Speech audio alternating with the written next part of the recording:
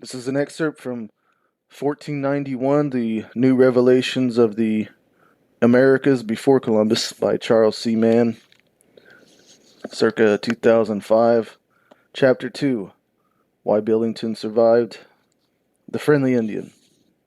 On March 22nd, 1621, an official Native American delegation walked through what is now southern New England to negotiate with a group of foreigners who had taken over a recently deserted Indian settlement. At the head of the party was an uneasy triumvirate, Massasoit, the sachem political leader of the Wampanoag Confederation, a loose coalition of several dozen villages that controlled most of the southern Massachusetts. Samoset, Sachem of an allied group to the north, and Tisquantum, a distrusted captive who Massasoit had reluctantly brought along as an interpreter. Massasoit was an adroit politician, but the dilemma he faced would have tested Machiavelli. About 5 years before, most of his subjects had fallen before a terrible calamity. Whole villages had been depopulated. Indeed, the foreigners ahead now occupied one of the empty sites. It was all he could do to hold together the remnants of his people. Adding to his problem, the disaster had not touched the Wampanoags' longtime enemies, the Narragansett alliance to the west. Soon, Massasoit feared they would take advantage of the Wampanoags' weakness and overrun them. Desperate threats required desperate countermeasures. In a gamble, Massasoit intended to abandon, even reverse, a long standing policy. Europeans had been visiting New England for at least a century. Shorter than the natives, oddly dressed, and often unbearably dirty, the pallid foreigners had peculiar blue eyes that peeped out of the masks of bristly animal like hair that encased their faces. They were irritantly garrulous, prone to fits of chicanery, and often surprisingly incompetent at what seemed to Indians like basic tasks.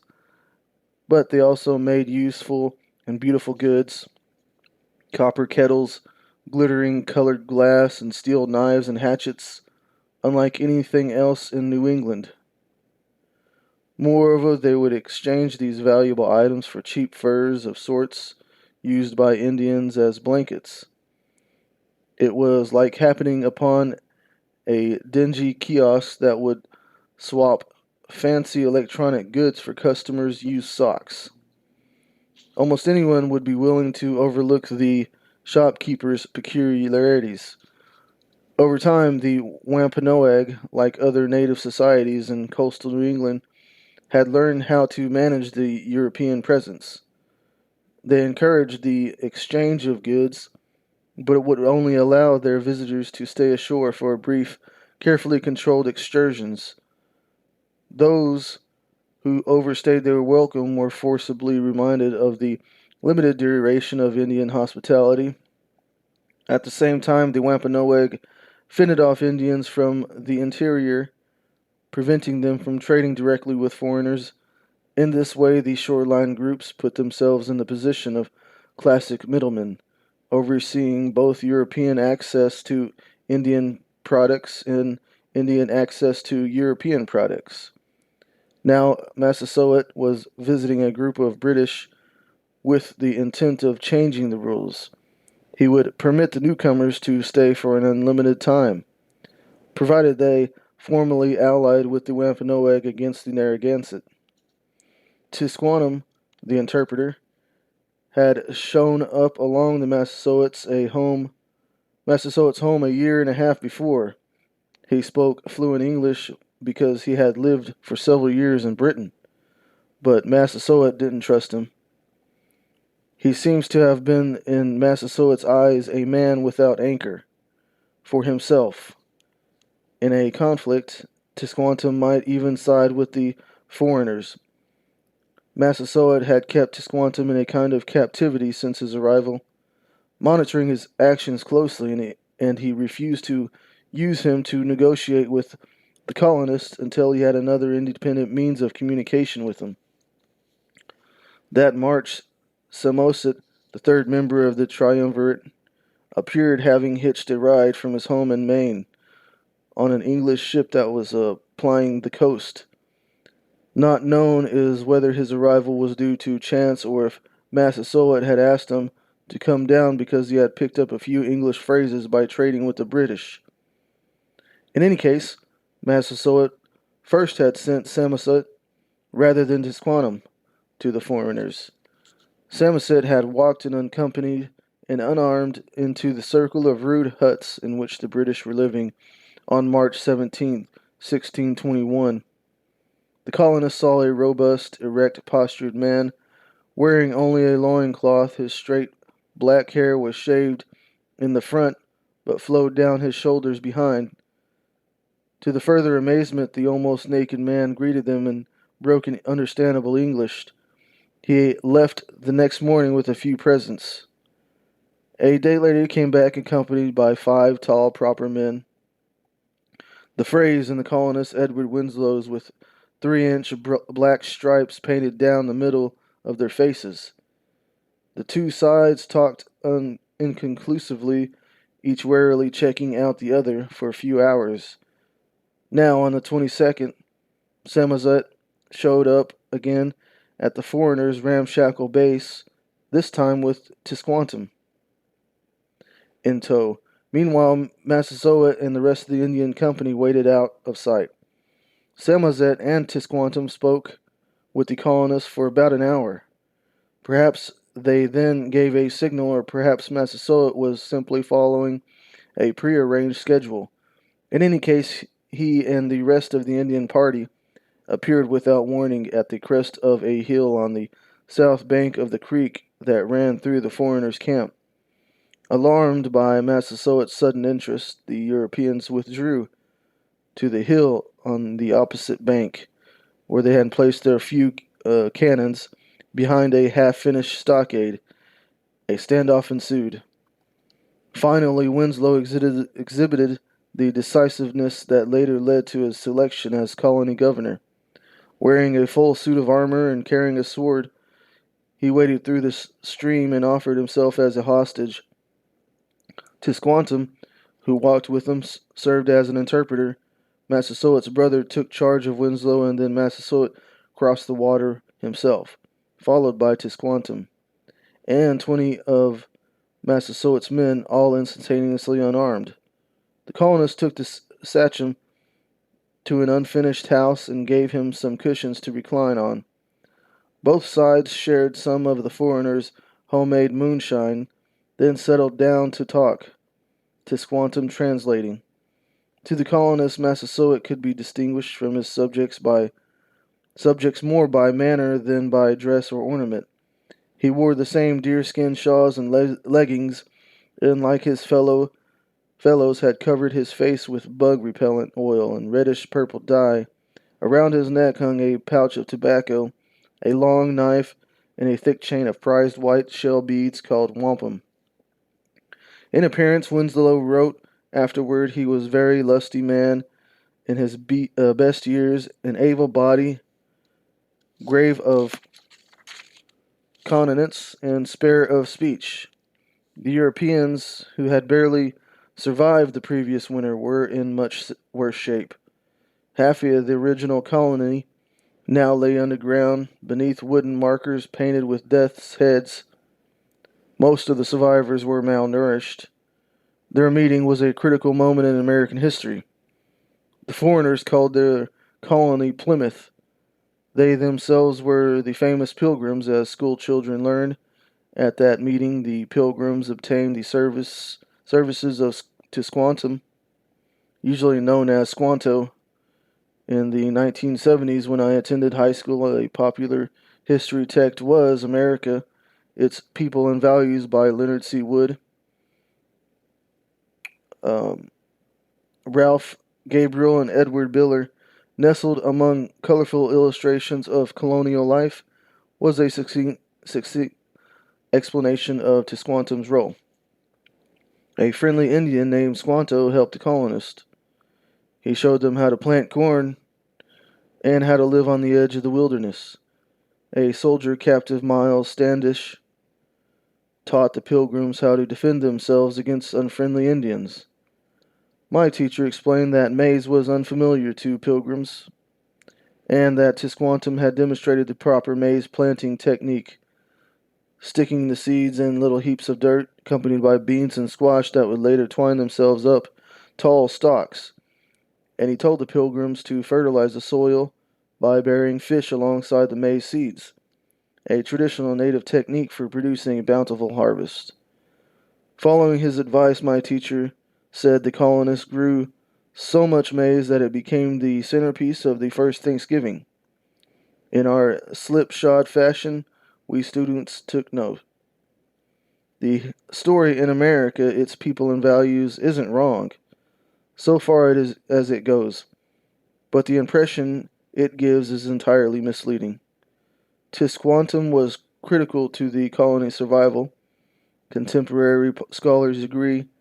He moved to Plymouth after the meeting and spent the rest of his life there. Just as my teacher said, Tisquantum told the colonists to bury several small fish in each maize hill, a procedure followed by European colonists for 2 centuries. Squanto's teachings, Winslow concluded, led to good increase of Indian corn, the difference between success and starvation. Winslow didn't know that fish fertilizer may not have been an age-old Indian custom, but a recent invention, if it was an Indian practice at all.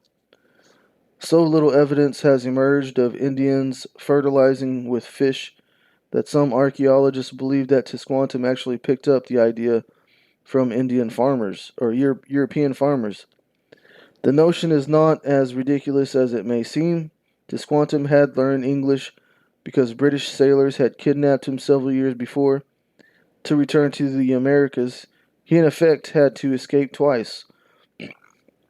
Once from Spain, where his captors initially sold him into slavery, and once from England, to which he was smuggled from Spain, and where he served as a kind of living conversation piece at a rich man's house. In his travels, Tisquantum stayed in places where Europeans used fish as fertilizer, a practice in continent since medieval times. Skipping over the complex course of Tisquantum's life is understandable in textbook with limited space, but the omission is symptomatic of the complete failure to consider Indian motives, or even that Indians might have motives. The alliance Massasoit negotiated with Plymouth was successful from the Wampanoag perspective, for it helped to hold off the Narragansett, but it was a disaster from the point of view of the New England Indian Society as a whole, for the alliance ensured the survival of Plymouth colony, which spearheaded the great wave of British immigration to New England. All of this was absent not only from my high school textbooks, but from the academic accounts they were based on. This variant of Holmberg's mistake dates back to pilgrims themselves who ascribed the lack of effective native resistance to the will of God, divine providence.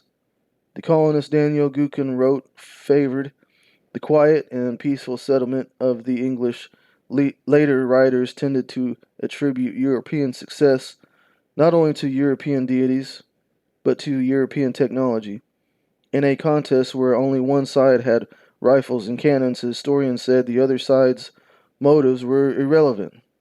By the end of the 19th century, the Indians of the Northeast were thought of as rapidly fading background details in the saga of the rise of the United States. Marginal people who were losers in the end, as James Axtell of the College of William and Mary dryly put in an interview. Vietnam War era denunciations of the Pilgrims as imperialists or racists simply replicated the era in a new form, whether the cause was the Pilgrim God, Pilgrim guns, or Pilgrim greed. native losses were foreordained. Indians could not have stopped colonization in this view, and they hardly tried. Beginning in 1970, Axtell, Neil Salisbury, Francis Jennings, and other historians grew dissatisfied with this view. Indians were seen as trivial and ineffectual patsies, Salisbury, a historian at Smith College, told me, but that assumption, a whole continent of patsies, simply didn't make sense. The researchers tried to peer through the colonial records to Indians' lives beneath. Their work fed a tsunami of inquiry into the interactions between natives and newcomers and the era when they faced each other as relative equals. No other field in American history has grown as fast, marveled Joyce Chaplin, a Harvard historian, in 2003. The fall of Indian societies had everything to do with natives themselves. Researchers argue, rather than being religiously or technologically determined, here the claim is not that indigenous cultures should be blamed for their own demise, but that they helped to determine their own fates. When you look at the historical record, it's clear that Indians were trying to control their destinies, Salisbury said, and often enough they succeeded only to learn, as people do, that the consequences were not what they expected. This chapter and the next will explore how two different Indian societies, the Wampanoag and the Inca, reacted to the incursions from the across sea, and it may seem odd that a book about Indian life before contact should devote space to period after contact, but there are reasons for it. First, colonial descriptions of Native Americans are among the few glimpses we have of Indians whose lives were not shaped by the presence of Europe. The accounts of the initial encounters between Indians and Europeans are windows into the past, even if the glass is smeared and distorted by chroniclers' prejudices and misapprehensions. Second, although the stories of early contact, the Wampanoag with the British, the Inca with the Spanish, are as dissimilar as their protagonists. Many archaeologists, anthropologists, and historians have recently come to believe that they have deep commonalities, and the tales of their Indian encounters with strangers are alike in the same ways. From these shared features, researchers have constructed what we might be thought of as a master narrative of the meeting of Europe and America, although it remains surprisingly little known outside specialist circles. This master narrative illuminates the origins of every nation in the Americas today. More than that, the effort to understand events after Columbus shed unexpected light on critical aspects of life before Columbus. Indeed, the master narrative led to such surprising conclusions about Native American societies before the arrival of Europeans that it stirred up in an intellectual firestorm.